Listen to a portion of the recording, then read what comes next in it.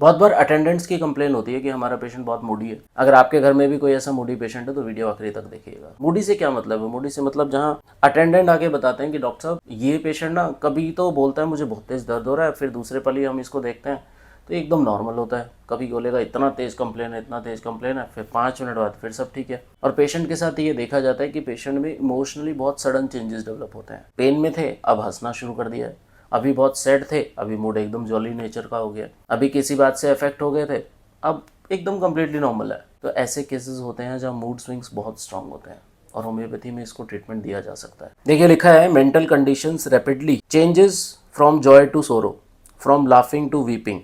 ऐसी moody conditions होती हैं, इसलिए पेशेंट को मूडी बोला जाता है। और ऐसा होम्योपैथी में कुछ और मेडिकेशन, एक रील हमने पहले भी बनाई थी जिसके अंदर क्रोकस सटाइवस के अंदर भी सेम सिम्टम होते हैं, या फिर कॉफिया एक ड्रग है उसके अंदर, नक्स मोस्टाटा एक ड्रग है उसके अंदर भी ऐसा होता है।